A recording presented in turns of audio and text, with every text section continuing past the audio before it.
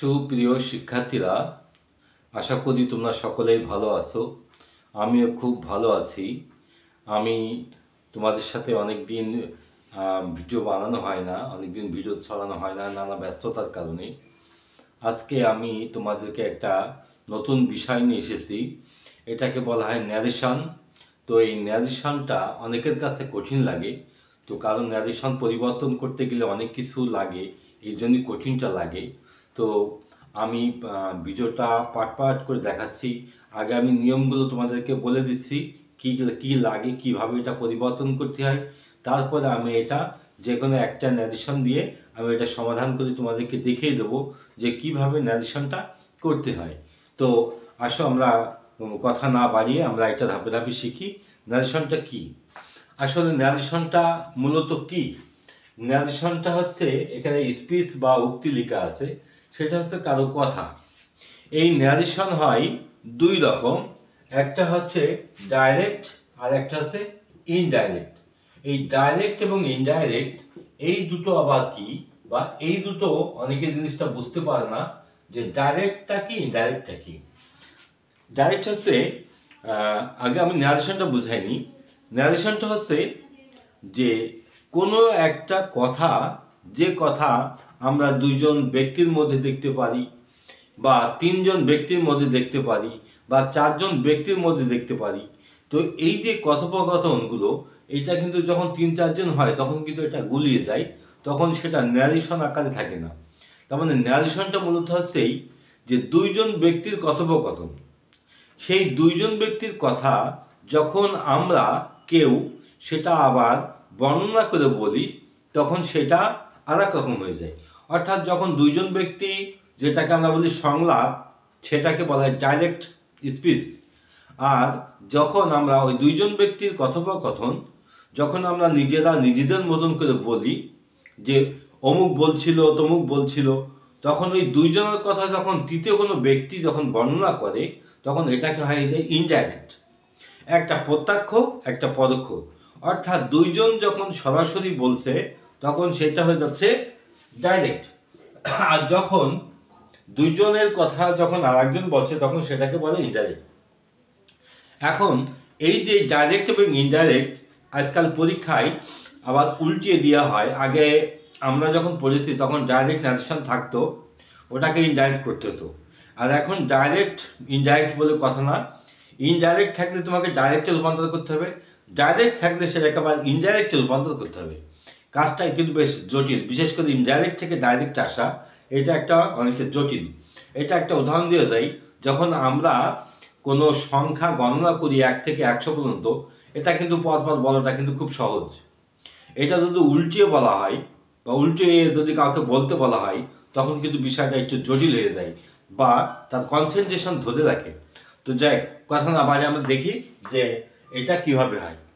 এবার আমরা যখন ন্যারেশন পরিবর্তন করি তখন পরিবর্তন প্রথমে হয় সেন্টেন্সে। সেন্টেন্সের কি পরিবর্তন হয় সেটা হচ্ছে যে একজন ব্যক্তি, মনে করো যে একটা জিজ্ঞাসাবোধক বাক্যে বা ইন্টারোগেটিভ বাক্যে সে কথাটা বললো, যখন ওই কথাটা আমরা পরিবর্তন করি তখন কিন্তু এটা অ্যাসার্টিভ হয়ে যায়। তার মানে ন্যারেশন মানেই অ্যাসার্টিভ বা বর্ণনামূলক বাক্য। মোট বাক্য 5 প্রকার। তো 5 প্রকারের মধ্যে যদি তুমি অপটেটিভও করো সেটা তোমার অ্যাসার্টিভই চলে আসবে, যদি এক্সক্লেমেটরি করো সেটাও অ্যাসার্টিভই চলে আসবে, যাই করো সেটা আবার অ্যাসার্টিভই চলে আসবে। এই গেল সেন্টেন্সের পরিবর্তন। এবার হচ্ছে টেন্সের পরিবর্তন। টেন্সের পরিবর্তনটা কি কি হয়? যদি এটা প্রেজেন্ট ইনডিফিনিট টেন্স হয় তাহলে চলে যাবে এটা পাস্ট ইনডিফিনিট টেন্স। যদি এটা প্রেজেন্ট কন্টিনিউয়াস টেন্স হয় চলে যাবে পাস্ট কন্টিনিউয়াস টেন্স। যদি এটা প্রেজেন্ট পারফেক্ট টেন্স হয় এটা চলে যাবে পাস্ট পারফেক্ট টেন্স। যদি এটা পাস্ট ইনডিফিনিট টেন্স হয় এটা চলে যাবে পাস্ট, যদি এটা পাস্ট ইনডিফিনিট টেন্স হয় চলে যাবে এটা পাস্ট পারফেক্ট টেন্স। বিশেষ করে এই 4টে টেন্সের পরিবর্তনটা হয়। এগুলো আমি সামারি আকারে বললাম, সংক্ষেপে বললাম বোঝার জন্য। এটা যখন আমরা কোনো ন্যারেশনটা আমরা সরাসরি করব তখন তুমি এটা বিস্তারিত করে জানতে পারবা। তোমাদেরকে একটা কথা বলি, যতক্ষণ তুমি কোনো একটা বিষয় নিজে হাতে প্র্যাকটিসে না নামছো ততক্ষণ এই সমস্ত থিওরিগুলো কোনো কাজে লাগে না। হ্যাঁ, তোমাকে একটু হেল্প করে, আগের থেকে কিছু জানলে একটু হেল্প করে, কিন্তু আসলে মূলত practical knowledge is the best knowledge, অর্থাৎ হাতে কলমের যেটা শিক্ষা। এই গেল তোমার একটা সেন্টেন্সের পরিবর্তন বললাম, একটা টেন্সের পরিবর্তন বললাম, এবার আসে ওয়ার্ডের পরিবর্তন বা শব্দের পরিবর্তন। এই শব্দগুলো কি কি? যেমন বিশেষ করে অ্যাডভার্বিয়াল কিছু কিছু ওয়ার্ড আছে, এখানে আমি লিখে দিলাম অ্যাডভার্বিয়াল ওয়ার্ড, যেমন নাও, টুডে, ইয়েস্টারডে। এই শব্দগুলো সাধারণত পরিবর্তন হয়। আর কোনো শব্দ ভার্বেরও পরিবর্তন হয়, কাম থাকলে গো হয়। এই ছোট ছোট পরিবর্তনগুলো আসে। তাহলে আমরা পরিবর্তনটা জানলাম, কিসে কিসে সেন্টেন্সের পরিবর্তন হয়, টেন্সের পরিবর্তন হয়, ওয়ার্ডের পরিবর্তন হয়, আর একটা পরিবর্তন হয় ইনভার্টেড কমা। ইনভার্টেড কমা প্রত্যেকটা বাক্য, বিশেষ করে যখন আমরা ন্যারেশন করি তখন ন্যারেশনের দুই পাশে দুইটা অংশ, একটাকে বলা হচ্ছে রিপোর্টিং স্পিচ, একটাকে বলা হয় রিপোর্টেড স্পিচ। এর মাঝখানে একটা কমা থাকে। এই কমাটার প্রত্যেকটা ন্যারেশন অনুসারে সেটা কমা পরিবর্তন হয়। আমি সেটা এখানে একটু তোমাদেরকে আগের থেকে একটু দেখাই দিই, একটু বোঝার সুবিধার্থে। বাক্যটা যদি তোমার অ্যাসার্টিভ সেন্টেন্স হয়, ইনভার্টেড কমা উঠে গিয়ে, এখানে আমি এক নাম্বার ধরে ধরে অ্যাসার্টিভ প্রথমে লিখলাম। অ্যাসার্টিভ বাক্য যদি হয়, ইনভার্টেড কমা উঠে গিয়ে দ্যাট বসে। যদি বাক্যটা ইন্টারোগেটিভ হয়, ইন্টারোগেটিভ হয়, তাহলে সেটা ইনভার্টেড কমা উঠে গিয়ে হয় ইফ বসবে, নতুবা ডব্লিউ বসবে, যে করবে একটা।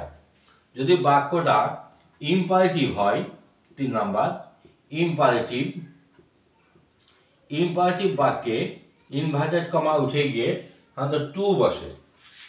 যদি বাক্যটা অবজেক্টিভ হয়, তাহলে সেখানে ইনভার্টেড কমা উঠে গিয়ে সেখানে দ্যাট বসবে।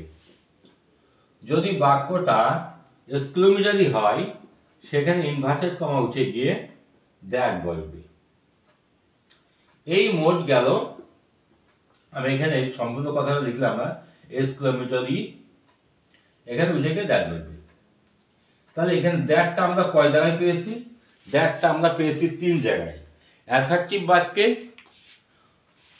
অবজেক্টিভ বাক্যে, এক্সক্লেমেটরি বাক্যে। এই 3 জায়গায় সাধারণত দ্যাট পাওয়া গেল। ইম্পারেটিভ বাক্যে ইনভার্টেড কমা উঠে গিয়ে টু বসে। ইফ বা ডব্লিউ যে ওয়ার্ড আছে, এইটা ব্যবহার হয় সাধারণত ইন্টারোগেটিভ বাক্যে। তোমাদের আমরা এই যে ইনভার্টেড কমার পরিবর্তনটা বুঝলাম, ওয়ার্ডের পরিবর্তনটা বুঝলাম, এটা বেশ কিছু শব্দ আছে, ওগুলো তোমরা একটু দেখে নিও কালেকশন করে। যেমন আমি উদাহরণ দিয়ে দিয়েছি, টুডে, নাও, তারপরে তোমার কাম। এই যে এই সমস্ত কিছু ওয়ার্ড আছে যেগুলোর পরিবর্তন হয়, টেন্সের পরিবর্তন হয়, সেন্টেন্সের পরিবর্তন হয়। আর একটা জিনিসের পরিবর্তন হয়, সেটাকে বলে সাবজেক্ট।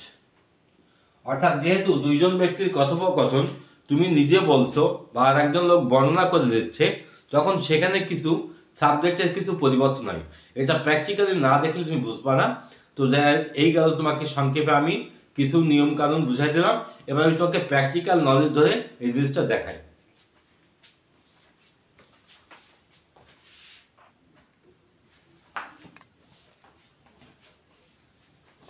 দেখো, এখানে আমি একটা ন্যারেশন নিয়েছি, এটাকে বলে প্যাসেজ ন্যারেশন। আর একটা ন্যারেশন আছে, সেটাকে বলে সেন্টেন্স ন্যারেশন। তো সেন্টেন্স ন্যারেশন দিয়ে যারা সেন্টেন্স ন্যারেশনটা শেখে তারা কিন্তু এই প্যাসেজ ন্যারেশনটা করতে গেলে বেশ জটিলই লাগে। কারণ সেন্টেন্সের সাথে আর একটা সেন্টেন্স যখন জোড়া থাকে, তখন কিন্তু এই যে ভিতরে কিছু কথা ঢোকে, যেই কথাগুলোর জন্য ছেলেমেয়েদের কাছে বিষয়টাকে বেশ জটিল হয়ে যায়। তো আমি তোমাকে ধাপে ধাপে দেখাই, এটা একদিনের কাজ না। কারণ আমি যদি একটা ক্লাসে তোমাকে ন্যারেশন বোঝাতে যাই, তো সেখানে 10 থেকে 12 ঘন্টা সময় লাগবে। তো এই জন্য আমি ধাপে ধাপে দেখাই, ভিডিওগুলো দেখো, আমি পর্বগুলো দেখলেই সব বুঝতে পারবা। প্রথমে দেখো, এইটা একটা ডাইরেক্ট ন্যারেশন। প্রথমে যেটা বলছিলাম ডাইরেক্ট ন্যারেশন, তো যেহেতু ডাইরেক্ট আছে তাহলে আমাকে ইনডাইরেক্ট করতে হবে। এবার এখানে কে কে আছে, কর্তা চিনতে হবে আমাকে। তাহলে এখানে কর্তা আছে দুইজন ব্যক্তি, একজন আছে শিক্ষক আর একজন আছে একটা মেয়ে, তার নাম রীতা। তাহলে আমি এখানে দুইজন ব্যক্তি বললাম, একটা রীতা একটা শিক্ষক। তাহলে টেন্স করার সময়, নারেশন করার সময় এইটা কিন্তু খুব জরুরি জানা দরকার যে এখানে কয়জন ব্যক্তি আছে। তারপরে সেন্টেন্স, এখানে বাক্য কয়টা আছে। এখানে তুমি কি তোমার নখটা কেটেছো, একটা বাক্য। এই বাক্যটা কিন্তু শিক্ষক জিজ্ঞাসা করছে, বাক্যটা ইন্টারোগেটিভ। তারপর রীতা বলছে না স্যার আমি ভুলে গেছি। এই বাক্যটা দেখো অ্যাসার্টিভ সেন্টেন্সে এই বাক্যটা লিখে, তার মানে একটা ইন্টারোগেটিভ আছে, একটা অ্যাসার্টিভ আছে, দুটো বাক্য। তারপর স্যার বলছে যে ওইটা দ্যাট ইজ ভেরি ব্যাড, এটা খুব খারাপ কথা। তিনটে গেল। তাহলে you must be more careful about neatness, বলছে তুমি তোমার পরিচ্ছন্নতা এবং পরিষ্কার পরিচ্ছন্নতা নিয়ে তুমি সতর্ক থাকবে। এটাও অ্যাসার্টিভ বাক্য, এটা শিক্ষকের কথা। বলছে by doing so you can prevent diarrhoea and some other disease, ওইটা করে তুমি তোমার ডায়রিয়া এবং অন্যান্য রোগকে তুমি প্রতিরোধ করতে পারো। এটাও হচ্ছে ওই স্যারের কথা। তাহলে স্যারের কথা হচ্ছে একটা, দুইটা, তিনটা বাক্য একই সাথে ওখানে প্রয়োগ করা। এই জায়গায় যখন একটার সাথে একটা যুক্ত করা হবে তখন কিছু কথা যোগ হবে, সেগুলো একটু খেয়াল করো। তাহলে এখানে মোট বাক্য আছে 5টা। আমরা 5টা বাক্য এখানে সমাধান করি, কিভাবে করি সেটা একটু খেয়াল করো। প্রথমে আসছে, তুমি কি তোমার নলটা কেটে ফেলেছো, নখটা খাটো করেছো। তো কথাটা কে বলছে? শিক্ষক বলছে। কাকে বলছে? রীতাকে বলছে। তাহলে প্রথমে তোমাকে লিখতে হবে দি টিচার, যেহেতু এটা জিজ্ঞাসা করছে আস্কড,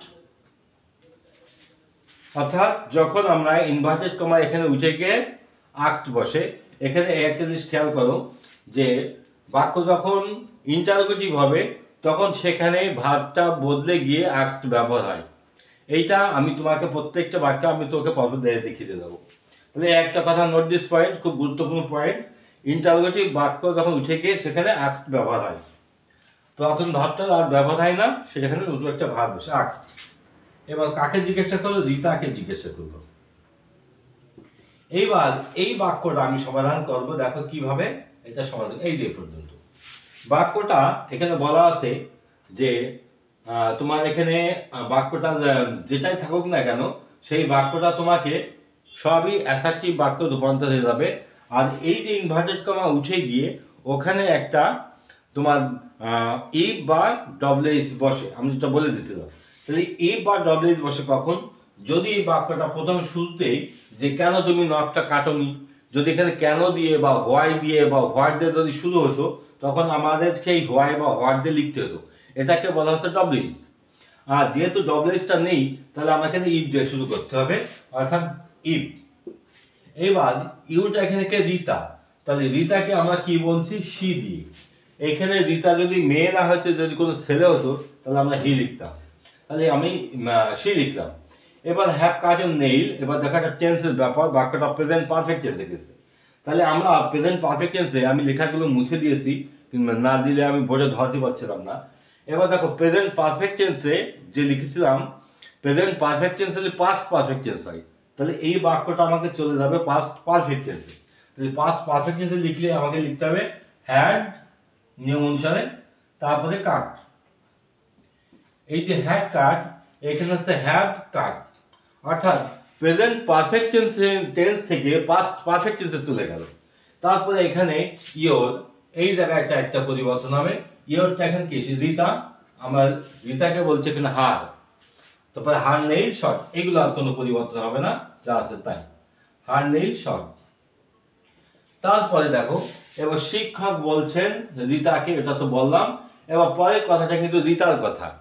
তাহলে যেহেতু রীতা একবার আমরা লিখেছি, তারপর লিখলেও কোনো সমস্যা নেই। এবার যেহেতু রীতা বলছে না স্যার আমি এটা কাটিনি বা ভুলে গেছি, তাহলে প্রথমে আসছে একই বাক্যের মধ্যে, দেখো বাক্যটা প্রেজেন্ট ইনডিফিনিট টেন্স। তাহলে রীতা, এবার আমি এই জায়গাটায় যে কথাটা লিখবো রিপ্লাইড, অর্থাৎ রিপ্লাই। আমি এখানে যেহেতু এই ভার্বের এই জায়গাটা আমি একটা গোল চিহ্ন দিচ্ছি, এখানে একটা গোল চিহ্ন দিচ্ছি, অর্থাৎ যখনই তুমি ডাইরেক্ট থেকে ইনডাইরেক্ট করবা অথবা ইনডাইরেক্ট থেকে ডাইরেক্ট করবা তখন কিন্তু ভার্বের একটা পরিবর্তন হয়। এই ভার্বটা এই যে এখানে আমি তোমাকে আর একটা বিষয় বুঝে নিয়ে মানে বলা হয়নি, সেটা হচ্ছে এখান থেকে এইটুকু একটা বাক্য, এখান থেকে এইটুক আর একটা বাক্য, দুই পাশে দুটো বাক্য। ইনভার্টেড কমার ভিতরে যেটা থাকে ওটাকে বলা হয় রিপোর্টেড স্পিচ, ইনভার্টেড কমার বাইরে যেটা থাকে ওটাকে বলে রিপোর্টিং স্পিচ। এই যে রিপোর্টিং স্পিচের মধ্যে যে ভাবটা আছে এই ভাবটার পরিবর্তন হয়, রিপোর্টিং স্পিচের মধ্যে যে ভাবটা আছে সেই ভাবটার পরিবর্তন হয়, এইটা তোমরা একটু খেয়াল রাখো। এবার যেহেতু রিতা রিপ্লাইড, কারণ এখানে নো বা ইয়েস যদি থাকে, আমরা নো থাকলে রিপ্লাইড ইন দ্য নেগেটিভ লিখি, যদি ইয়েস থাকে তাহলে রিপ্লাইড ইন দ্য অ্যাফার্মেটিভ লিখি। তাহলে যেহেতু এখানে নো লেখা আছে, replied in the negative, NEGATIV, negative. এইবার এখানে একটা দ্যাটটা লিখতে হবে, দ্যাটটা এই জন্য লিখতে হবে যে কারণ নো বাক্যটা একটা আলাদা একটা বাক্যই তৈরি করে। এবার দেখো, এবার এখান থেকে সাবজেক্ট শুরু হলো, এখান থেকে এটুকু লিখবো। এখানে আরেকটা কথা দরকার আছে, এই যেখানে স্যার লেখা আছে, যেহেতু স্যার গুরুজন, তাকে শ্রদ্ধা করে তোমাকে কিছু লিখতে হবে, তাহলে সেইটা হচ্ছে রিপ্লাই টু নেগেটিভ। এইবার এই জায়গাটা আমি লিখবো রেসপেক্টফুলি, রেসপেক্টফুলি। এইটা এর ছাড় হিসেবে লিখলে হয়, কিন্তু ওই কথাটা ভালো লাগে না, শুনতে ভালো লাগে না।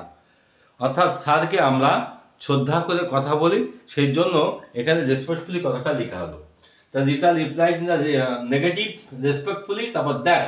এবার দেখো, আই হ্যাভ ফরগটেন বাক্যটা ঠিক আগের মতন প্রেজেন্ট পারফেক্ট টেন্স চলে যাবে পাস্ট পারফেক্ট টেন্সে।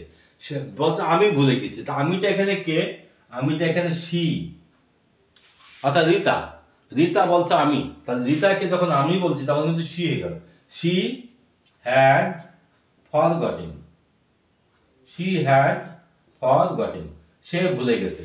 এখানে বাক্যটা শেষ, আর কিছু নেই এখানে, অর্থাৎ বাক্যটা আমাদের সবকিছু লেখা হয়ে গেছে। এইবার পরের যে বাক্যগুলো আছে, তিনটা বাক্য, তিনটা বাক্যই কিন্তু স্যারের কথা। তাহলে স্যারের কথা আমরা কে? এবার আমি লিখবো যে দি টিচার অথবা হি, হি। এবার বলছে হি সেড টু হার, লিখলেও চলে, রিতা লিখলেও চলে। আবার অনুরূপ ভাবে এই হি জায়গায় যদি দি টিচার লেখো সেটা হবে হি লিখলেও চলবে, যে কোনো একটা। এবার হি সেড টু রিতা, তিনি রিতাকে বললেন। এবার তিনি কি বললেন? যে সেটা খুব খারাপ কথা। তাহলে সেড টু দ্যাট। এইবারে দেখো, এইবার দ্যাটটা কেন লিখলাম? এই যে ইনভার্টেড কমা আছে, এই ইনভার্টেড কমা উঠে গিয়ে দ্যাট বসছে। এইবার এখানে আরেকটা মজার ব্যাপার আছে, এখানে দ্যাট আরেকটা আছে এই জায়গায়, অর্থাৎ একটা হচ্ছে সাবজেক্টের দ্যাট, আর একটা হচ্ছে ইনভার্টেড কমার দ্যাট। একটা সাবজেক্টের দ্যাট আর একটা হচ্ছে ইনভার্টেড কমার দ্যাট। ইনভার্টেড কমার দ্যাটটা আমরা বসিয়েছি, এবার সাবজেক্টের দ্যাটটা আমরা বসাবো, অর্থাৎ পরপর দুটো দ্যাট। এখানে বিশেষ করে যারা এই ন্যারেশনগুলো ভালো বোঝে না, যে পরপর দুটো দ্যাট বসেছে, তাহলে মনে করে বোধহয় ভুল, কিন্তু আসলে না, এটা ইনভার্টেড কমার দ্যাট, এটা হচ্ছে সাবজেক্টের দ্যাট। এবার দেখো, বাক্যটা প্রেজেন্ট ইনডিফিনিট টেন্সে করা। তাহলে প্রেজেন্ট ইনডিফিনিট টেন্স থাকলে এই বাক্যটা সমাধান হয় কোন টেন্সে? পাস্ট ইনডিফিনিট টেন্সে। তাহলে পাস্ট ইনডিফিনিট টেন্সের নিয়ম অনুসারে এখানে ইজ বসবে না, এখানে ওয়াজ হয়ে যাবে, দ্যাট ওয়াজ। তারপরে ভেরি ব্যাড, বাক্যটা এখানে শেষ হয়ে গেল। এবার এইবার হচ্ছে পরের যে বাক্যটা, এটাও দেখুন শিক্ষকের কথা। তাহলে পরপর যখন আমরা কথা বলি, তখন আমরা পরপর কথা বলে কি কি লেখা যায়? একটা আছে অলসো, একটা আছে এগেইন, আর একটা আছে অ্যাডেড। অর্থাৎ একই ব্যক্তির উক্তি যখন পরপর হয় তখন এই কথাগুলো লাগে। তাহলে তিনি আরো বললেন। এবার he also shed, he also shed. এবার পরের বাক্যটা দেখো অ্যাসার্টিভ আছে, তাহলে আমরা দ্যাট লিখবো, ইনভার্টেড কমা উঠে গিয়ে দ্যাট লিখবো। প্রত্যেকটি বাক্য এরকম করে। তো যেটা বলছিলাম, দেখো এখানে বলছে যে আমরা বাক্যটা এখান থেকে শুরু করছিলাম যে ইউ মাস্ট বি কেয়ারফুল। দেখো এখানে ভেরি ব্যাড, আমরা ভেরি ব্যাডটা লিখেছি, বাক্যটা কিন্তু শেষ হয়ে গেছে। তিনি আরো বললেন যে, এবার দেখো তিনি কি কি বললেন? তিনি বললেন যে তোমাকে অবশ্যই সতর্ক হতে হবে। তাহলে এখানে তুমিটাকে, তুমিটা এখানে সে, সি। এখানে দেখো এই যে মাস্ট আছে, মাস্টের পরিবর্তে তোমাকে হ্যাভ টু বা হ্যাজ টু ব্যবহার করতে হয়। যেহেতু পাস্ট টেন্স, তাহলে আমরা এখানে পাস্ট টেন্স দেবো হ্যাড টু। মাস্টের পরিবর্তে এটা ব্যবহার হয়। তুমি মাস্ট লিখলে এখানে সমস্যা নেই, তবে শুড দিয়ে লিখলে বেশি ভালো হয়। আমি আরেকটা লিখে দিলাম এখানে শুড। এই যে শুড বা হ্যাভ টু কেন বসলো, এটা ব্যাখ্যা দিতে গেলে তোমাকে আরো অনেক প্র্যাকটিস করতে হবে। আমি দুটো লিখে দিলাম, যে কোনো একটা দিলে হবে। এবার তারপরে দেখো বি, তারপরে কে মোর কেয়ারফুল, তারপর যা আছে তাই, আর কোনো পরিবর্তন নেই। মোর careful about neatness and cleanliness।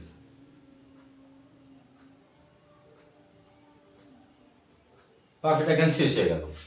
এইবার দেখো আর একটা বাক্য আছে, তিনি আরো বলেন। এই জায়গাটায় আমরা একটা কথা লিখলাম, যেহেতু একই ব্যক্তির উক্তি বারবার আসছে, তাহলে আমরা প্রথমে তো তিনি আরো বললেন এটা তো বলা লাগে না, কিন্তু পরবর্তীতে এটা বলা লাগে। যখন বিশেষ করে কথাগুলো একটা পরে দুটো বলা হয়ে গেছে, তিনটে বলা হয়ে গেছে, ওই সময় কিন্তু এটা লাগে। যেহেতু এই বাক্যটা এখন দেখো যে তিনি আরো বললেন, তাহলে এই যে তিনি যখন বারবার বলছেন, তখন আমরা আর একটা কথা ব্যবহার করবো ফার্দার। তিনি আরো বললেন, হি ফার্দার সেড।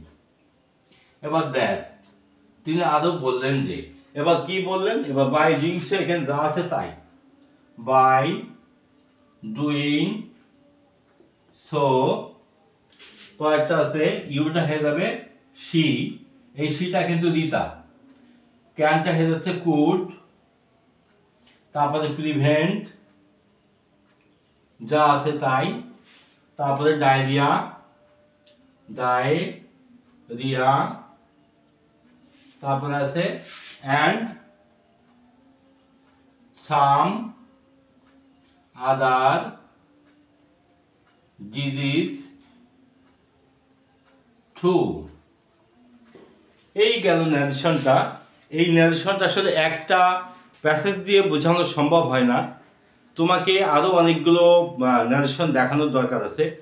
তো আসলে এইটা হচ্ছে প্র্যাকটিক্যাল জিনিস, আগেই বলেছি। এই ন্যারেশনের আমি একটা প্লেলিস্ট করে রাখবো, তোমরা ন্যারেশনগুলো ওখান থেকে দেখে নিও। আমি অনেকগুলো ন্যারেশন এক একটা করে ভিডিও করে আমি এগুলো আগে বানিয়ে দিই, তারপর তোমরা সেখান থেকে দেখে নিলে সব বুঝতে পারবা। তো আমি আজকে মোটামুটি তোমাদেরকে একটা ধারণা দিলাম যে ন্যারেশনটা কি এবং কিভাবে করতে হয়। তো যদি আমার এই ক্লাসটা ভালো লাগে, তা তোমরা কমেন্টে জানিয়ে দিও, এবং তোমার বন্ধুদের কাছে আমার এই চ্যানেলটা শেয়ার করে দিও, এবং তুমি সাবস্ক্রাইব করে দিও, যাতে করে আমি ভিডিও বানাতে আরও বেশি উৎসাহিত হই। আবার দেখা হচ্ছে সামনের ভিডিওতে।